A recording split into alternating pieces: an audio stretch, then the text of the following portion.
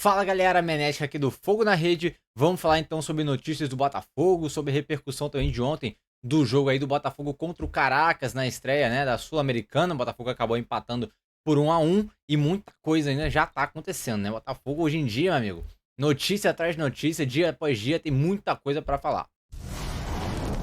Ontem o Botafogo estreou então na Sul-Americana, né, contra o Caracas, time que o Botafogo já enfrentou lá atrás em 1993. Quando o Botafogo foi campeão, né, da Conmebol Sul-Americana, né, o Botafogo venceu o Caracas, né, por 1-0 fora de casa e na volta venceu por 3-0 e avançou para a semifinal. Porém, ontem foi bem diferente, né? O Botafogo acabou empatando por 1-1 em casa no estádio Newton Santos, acabou começando o jogo perdendo, né, por 1-0, uma jogada de escanteio que acasou no gol da equipe do Caracas, da equipe venezuelana, e o Botafogo conseguiu empatar no segundo tempo com o Arthur Cabral. Arthur Cabral que entrou no segundo tempo e logo ali, antes dos 10 minutos, o Botafogo conseguiu empatar o jogo, só que o Botafogo teve muita dificuldade. O próprio Franklin Carvalho, novo técnico do Botafogo, já estreou, né, nesse jogo, primeira partida dele com empate. Falou na entrevista de pós-jogo, né, na coletiva, que o Botafogo teve muita posse de bola, mas faltou agressividade, faltou a galera chutar, faltou a galera vir pra cima, né? Ele falou que o Botafogo teve muita posse de bola, mas que não adianta ficar, né, trocando passe para um lado para o outro sem ter muita objetividade, sem ir para cima, sem tentar chutar. E a gente pôde ver isso, né, dentro de campo. A gente lá do Fogo na Rede estava nesse jogo, fizemos a transmissão ao vivo aqui, você pode conferir aqui no nosso YouTube. E o Botafogo diversas vezes chegava dentro da área, mas faltava a finalização. Parecia que tinha que passar o tempo todo. A gente teve, no final do jogo, a gente teve também uma chegada do Barreira, demorou um pouquinho para chutar, chutou em cima do goleiro. Tivemos também uma do Bastos que sobrou para ele, uma do Alan também dentro da área. E a galera parece que chegava ali na área, meio que na pequena área e não chutava, era só passe, né? Então faltou um pouco dessa parte de tentar o chute, de tentar realmente uma finalização. O Botafogo teve 3 finalizações, se não me engano, no gol, de acordo com o próprio Franklin Carvalho, que observou isso e falou durante a coletiva exatamente isso, que não adianta você ter muita posse, você não chutar. A gente teve, ele mesmo falou, né? Teve muita posse de bola, muito volume de jogo, mas não agrediu o adversário, né? Faltou essa parte realmente de tentar ir pra cima, tentar chutar. Então, assim, é complicado, né? A situação do Botafogo de... Parece que quando vem times de fora, né? Principalmente, e vem muito fechado, o time muito fechado, o Botafogo não consegue se sobressair. Tenta cruzamento, tenta muito passe, não chuta. Os caras vêm e jogam completamente fechado. A gente viu um time ontem do Caracas com todo mundo na área, tentando evitar o máximo que a bola chegasse na área do Caracas. E o Botafogo com uma chance, justamente com o gol do Arthur Cabral, chegou e conseguiu finalizar, que foi o gol. Mas depois disso, amigo, não conseguiu também fazer nada. Assim como no primeiro tempo também, o Botafogo jogou muito mal. Teve muita posse de bola, mas de novo, não conseguiu ir pra frente, não chutou. Caracas veio e uma bola que sobrou ali na área de um escanteio, eles conseguiram fazer o primeiro gol. O Franklin também citou pouco espaço de tempo, né? Apesar de que ele disse que não é uma desculpa, e ele já sabia que viria pro Botafogo com esse pequeno espaço de tempo, porque a cada agora, né, 2, 3 dias você tem um jogo novo para fazer.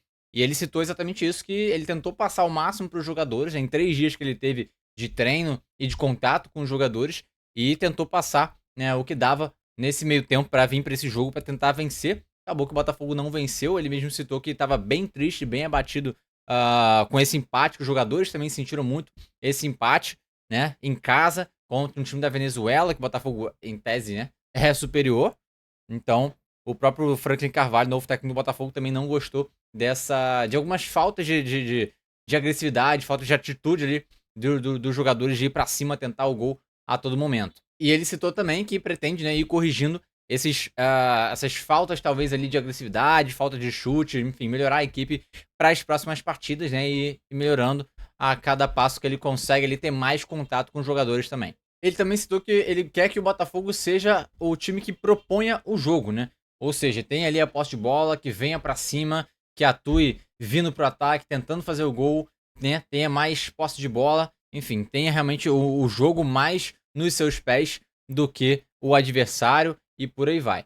E também lembrando que ontem a equipe vaiou o Botafogo na saída de campo, justamente por esse empate que ficou realmente amargo na estreia da Sul-Americana, onde o Racing já venceu o seu jogo fora de casa, inclusive, contra o Independiente Petroleiro. Então o Racing tem 3 pontos lá na frente, o Botafogo tem 1 ponto, Caracas 1 ponto e o Independiente Petroleiro tem 0.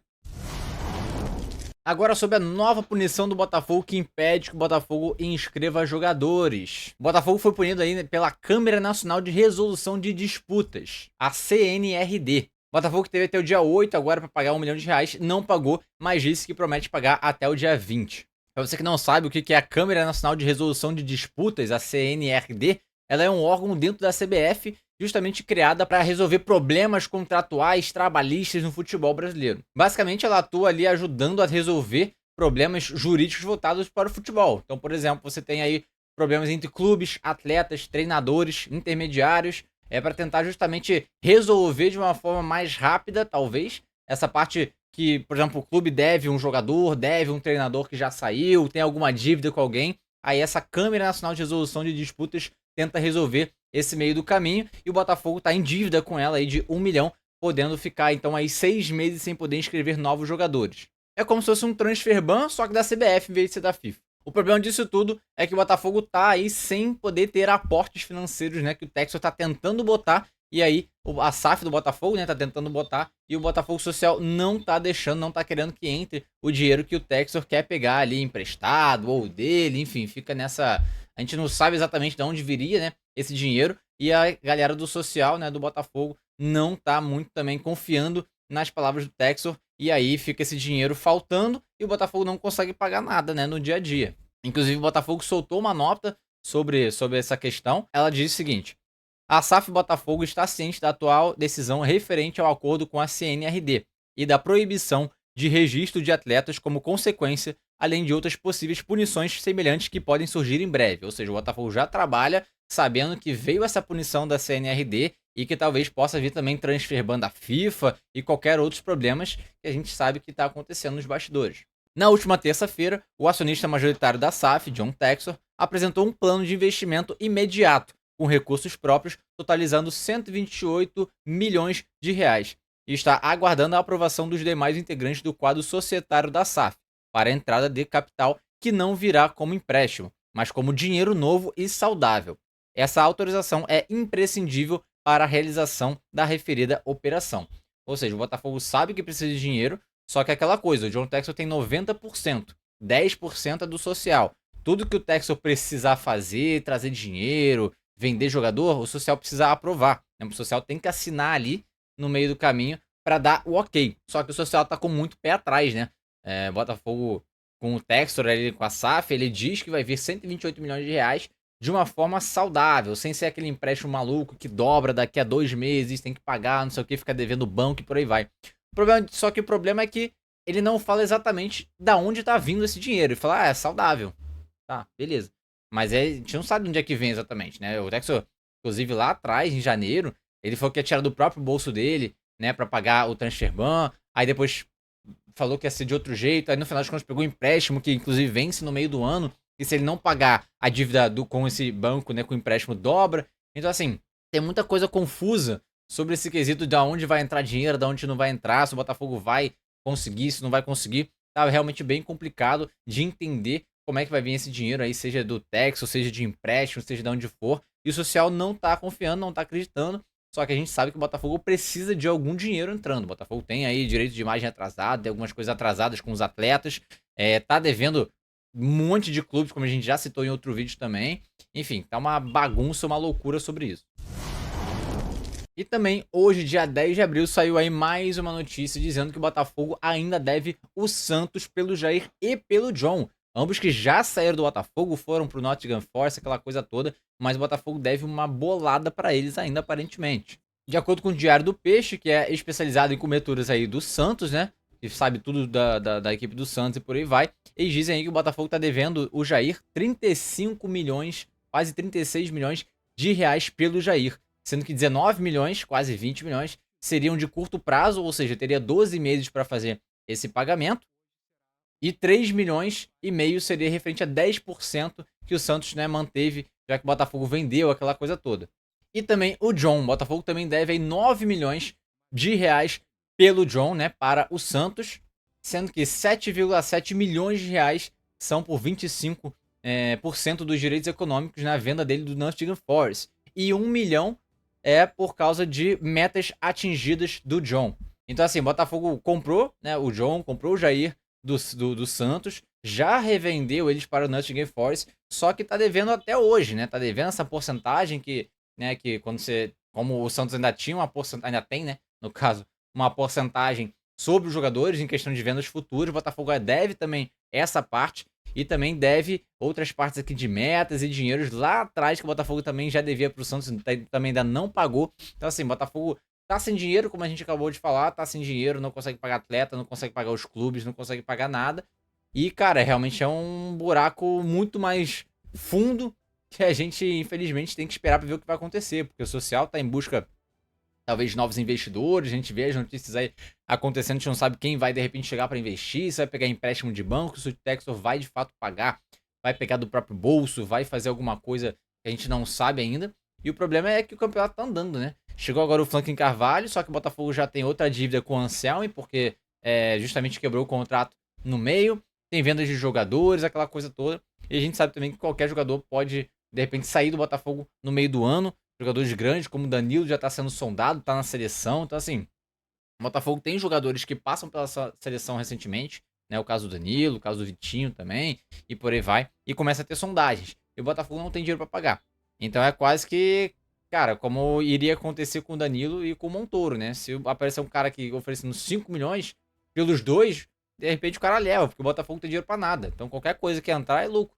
Apesar de que a gente sabe que o Danilo vale uma grana, o Montoro também vale uma grana, tem todos os jogadores do Botafogo que valem uma baita grana, que poderiam ser negociáveis, só que o Botafogo tá no desespero, né? O Botafogo tá precisando de dinheiro, tá precisando de qualquer coisa a ser feita, vamos dizer assim, nesse quesito financeiro, né? Então realmente é complicado a gente esperar alguma coisa positiva nos próximos dias, porque o Botafogo tá num rumo esquisito. O Botafogo eliminado da pré-Libertadores, não consegue jogar Libertadores, não consegue vencer o Caracas em casa. O Botafogo, tudo bem, venceu o Mirassol, venceu o Vasco. Só que se a gente for analisar com calma esses jogos, o Botafogo venceu o Mirassol por 3-2. E o Raul sofreu um frango que foi marcado falta. O Botafogo venceu o Vasco por 2-1 de virada. Então, assim, os jogos estão sendo com um gol de diferença. O Botafogo tá tomando gol aí há muito tempo, né? Desde janeiro que o Botafogo tá tomando gol atrás de gol. Todo jogo, né? Não tem um jogo que o Botafogo tenha passado ileso, né? Sem o goleiro não tomar um gol, sem frangos. Então, assim, é complicado. A gente vai falar dos goleiros também, cara. A gente não sabe. Neto voltou agora. Pode ser relacionado de novo. O Raul tomou um gol ontem. O Léo Link tava jogando, mas aí já mudou, já trocou.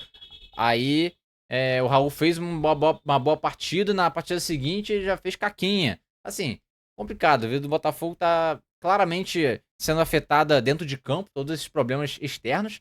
Apesar de que a gente sabe que os jogadores falam que não afetam pra tentar blindar, vestiário, aquela coisa toda, mas a gente sabe que afeta. O cara não tá recebendo em dia, provavelmente, né? Ele tá com atraso lá de direitos de imagem, por aí vai. Então a gente sabe que tudo isso acaba afetando o jogador dentro de campo, por aí vai.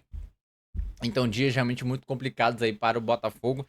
E a gente tem que, cara, só rezar, acompanhar as notícias, ver o que realmente pode acontecer com o Botafogo, porque a gente tem aquilo que eu falei, né? Tem jogo a cada 3 dias. O Botafogo agora enfrenta o Curitiba, já tem Copa do Brasil, aí depois ainda tem Sul-Americana. Aí sim vai parar no meio do ano para a Copa do Mundo daqui a pouco, né? Daqui a um mês e meio, mais ou menos, quase 2 meses.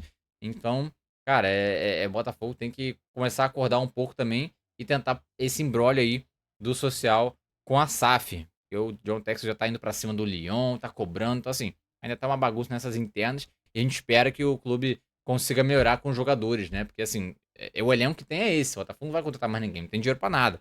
Então a gente tem que torcer para os jogadores começarem a melhorar, o Franklin Carvalho fazer uma boa gestão ali do elenco, colocar jogadores que ele acha que tem que jogar, que vão render, e tentar fazer as vitórias acontecerem. Porque a estreia dele foi de um empate amargo, né?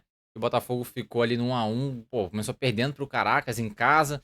Então, assim, é complicado, acaba desanimando todo mundo, acaba desanimando torcida, né? Os jogadores e por aí vai. Então a gente espera que o Botafogo, de alguma forma, melhore o mais rápido possível. E obrigado a você que ficou até o final aqui do vídeo também. Tamo junto demais. Deixa o seu like, se inscreve aí e também não perde as nossas notícias do Fogão e também as nossas lives ao vivo, né, com transmissão dos jogos, narração e tudo mais, beleza? Até a próxima e tamo junto.